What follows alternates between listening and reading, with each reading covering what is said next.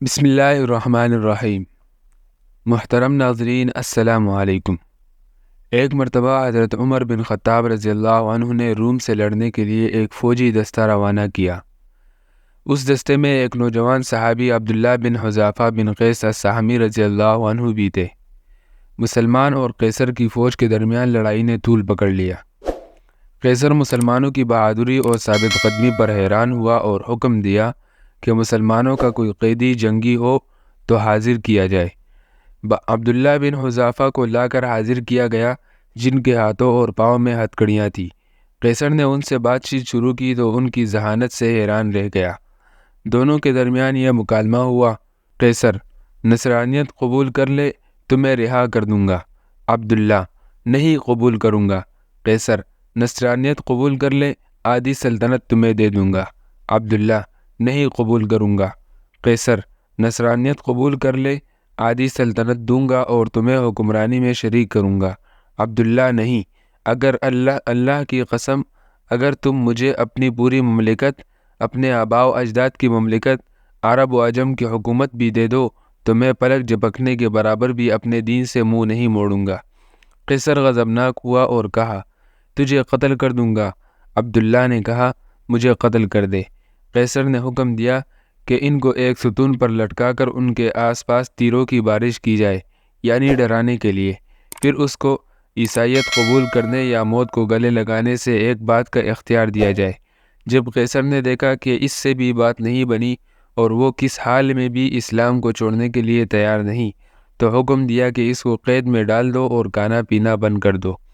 عبداللہ رضی اللہ عنہ کو کھانا پینا نہیں دیا گیا، یہاں تک کہ پیاس اور بھوک سے موت کے قریب ہو گئے تو قیصر کے حکم سے شراب اور خنزیر کا گوشت ان کے سامنے پیش کیا گیا۔ جب عبداللہ نے یہ دیکھا تو کہا: اللہ کی قسم، مجھے معلوم ہے کہ میں وہ مضطر یعنی پریشان حال ہوں جس کے لیے یہ کھانا حلال ہے، مگر میں کفار کو خوش کرنا نہیں چاہتا۔ یہ کہہ کر کھانے کو ہاتھ بھی نہ لگایا۔ یہ بات قیصر کو بتائی گئی تو اس نے عبداللہ کے لیے بہترین کھانا لانے کا حکم دیا۔ اس کے بعد ایک حسین و جمیل لڑکی کو ان کے پاس بھیجا گیا کہ ان کو چھیڑے اور فحاشی کا مظاہرہ کرے۔ اس لڑکی نے بہت کوشش کی مگر عبداللہ نے اس کی طرف کوئی توجہ نہیں کیا اور اللہ کے ذکر میں مشغول رہے۔ جب لڑکی نے یہ دیکھا تو غصے سے باہر چلی آئی اور کہا کہ تم نے مجھے کیسے آدمی کے پاس بھیجا؟ میں سمجھ نہ سکی کہ وہ انسان ہے یا پتھر۔ اللہ کی قسم، اس کو یہ بھی معلوم نہیں ہوا کہ میں مذکر ہوں یا مؤنث۔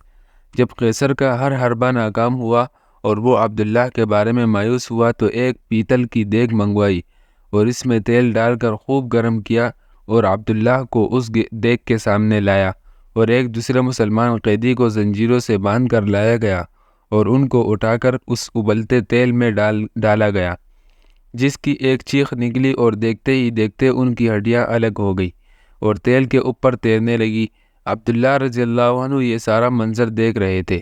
اب ایک بار پھر قیصر عبداللہ کی طرف متوجہ ہوا اور نصرانیت قبول کرنے اور اسلام چھوڑنے کی پیشکش کر دی، مگر عبداللہ رضی اللہ عنہ نے انکار کر دیا۔ قیصر غصے سے پاگل ہونے لگا تھا اور حکم دیا کہ اس دیگ میں موجود تیل اٹھا کر عبداللہ کے سر پر ڈال دیا جائے۔ جب قیصر کے کارندوں نے دیگ کھینچ کر عبداللہ کے قریب کی اور اس کی تپش کو عبداللہ نے محسوس کیا تو وہ رونے لگے۔ آپ کی ان خوش نصیب آنکھوں سے آنسو ٹپکنے لگے جن آنکھوں نے رسول اللہ صلی اللہ علیہ وسلم کا چہرہ انور دیکھا تھا۔ یہ دیکھ کر قیصر خوشی سے جھومنے لگا اور کہا کہ عیسائی بن جاؤ، معاف کر دوں گا۔ عبداللہ نے کہا: نہیں قیصر، تو پھر رویا کیوں؟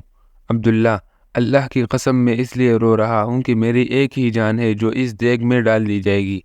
میری یہ تمنا ہے کہ میری سر کے بالوں کے برابر جانیں ہو اور وہ ایک ایک کر کے اللہ کے راہ میں نکلے۔ یہ سن کر قیصر نے مایوسی کے عالم میں عبداللہ سے کہا کہ کیا یہ ممکن ہے کہ تم میرے سر کو بوسہ دو اور میں تمہیں رہا کروں؟ عبداللہ نے کہا: اگر میرے ساتھ تمام مسلمان قیدیوں کو رہا کرتے ہو تو میں تیرے سر کو بوسہ دینے کے لیے تیار ہوں۔ قیصر نے کہا: ٹھیک ہے۔ عبداللہ نے اپنے ساتھ دوسرے مسلمانوں کو رہا کرنے کے لیے اس کافر کے سر کو بوسہ دیا اور سارے مسلمان رہا کر دیے گئے۔